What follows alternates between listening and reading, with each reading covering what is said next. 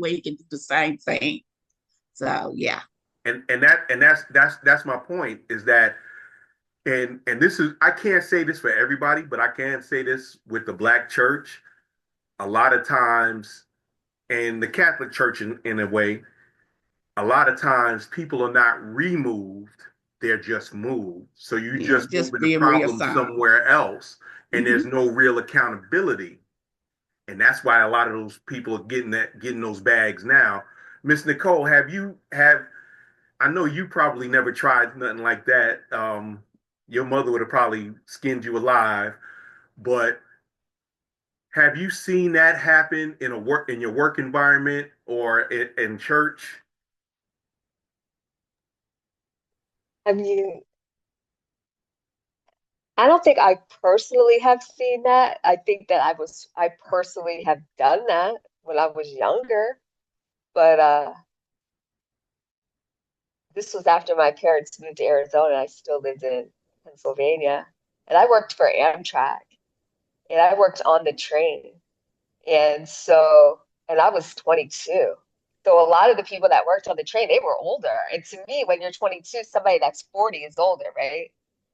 And I think that I probably utilized that to probably get certain favors. But I was young and they knew I was young, obviously. So I think I can say that I had participated in that, Now, but I was younger. what did you look at that as empowering, or was that something just use what you got to get what you want? I used it as the fact that it was exciting, I guess, because I worked on the train and I traveled all over the country on the train. I worked on those long hauls and there was a lot of stuff that went on in those long hauls. So I mean, I think to me it was exciting that oh my God, there's somebody that's older than me, they're paying attention to me, they're um, maybe helping me in my job. Maybe I was getting away with certain things that probably I wouldn't have in other instances. So it just teaches you to have a little bit more manipulative behavior because you have somebody older than you that's looking out for you. I probably had to look at it that way. Okay. And But yeah, what made you what made you what was your when was your come to Jesus moment? probably simply because he was older and I'm generally not attracted to older men. So it wasn't something that was going to be long term. I think it was just the experience versus, okay, this is going to be somebody I'm going to be with long term. Because obviously he lived in another state because we traveled. So we obviously went home to somebody. He lived in like North Carolina or something like that. So I just looked at it more as the experience versus this is my man. We're going to be together forever, and I'm going to bring him home to my parents and all that kind of stuff. And But it's some funny people are different. because Big Al can vouch for this. A lot of that stuff happened on deployments. There would be it was an open secret that there'd be a young enlisted woman and a older non-commissioned officer, and she would get decent guard rotations. She would not have to do as many details, meaning work details. In the military, you gotta basically do everything by hand, and you would see them in places that probably they shouldn't have been in, or you see them coming out of places they shouldn't have been in.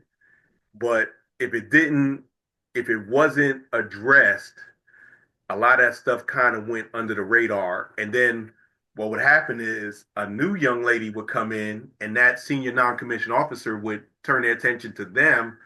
And then it'd be like what Chocolate Pearl was saying,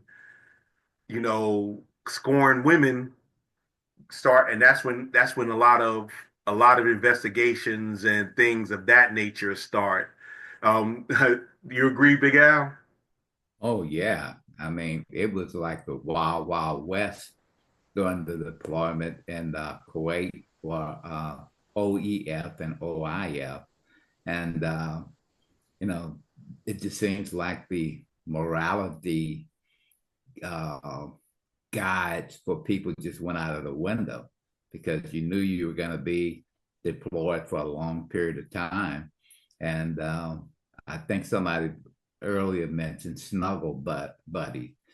People were looking for snuggle buddies. And if you were lower enlisted as a man or a woman, you wanted to get a come up because you knew the higher up the officers were, the better living conditions they had. They had showers, they had beds, they had TVs and things that lower enlisted people and lower ranking officers didn't have. So you wanted to get a come up. So it was the wild, wild west while I was there. Yeah, trust me, I remember those days, and um, yeah, I do remember those days. But the big thing is that the takeaway is that relationships, even between consenting adults, could have a power dynamic.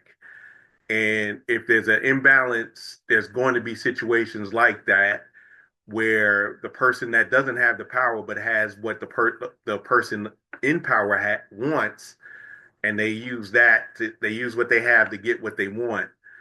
The issue becomes when it affects operations, whether you're in the church, whether you're at work, whether you're in a social club, whether it's just a family friend situation. There, people have got to govern themselves accordingly. That's what they used to say in church. When you leave the church, they say, govern yourselves accordingly. And in the word, it does say, it's First Thessalonians 5:17 says, eschew all, paraphrasing here, eschew all appearances of wrongdoing.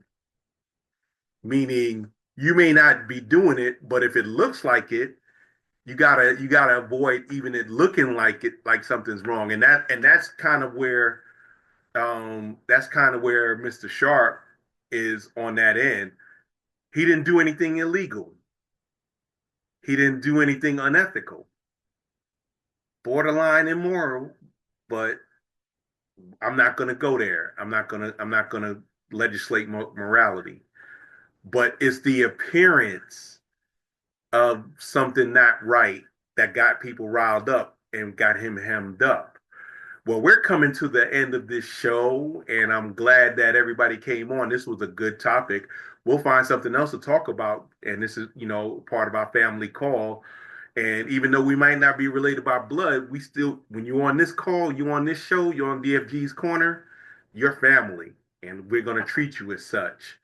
So before I go, I'm gonna ask Chocolate Pearl to say a thing or two. Go ahead, Chocolate Pearl. I want to thank everybody for joining us, and I don't know, cousin Nicole heard me, but hey, Nicole, and thank everybody for coming Hi. on, and I appreciate it.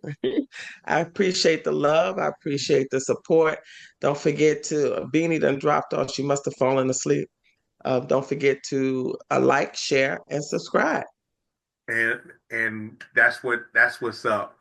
And I want to thank everybody in TikTok land, and YouTube land, Facebook land, Instagram land, and wherever you're at. I ask that you like, share, and subscribe. Come back. Always be back at the show. We are always doing our thing, and you never know what we're gonna be talking about. So as I love to say, never make love by the garden gate.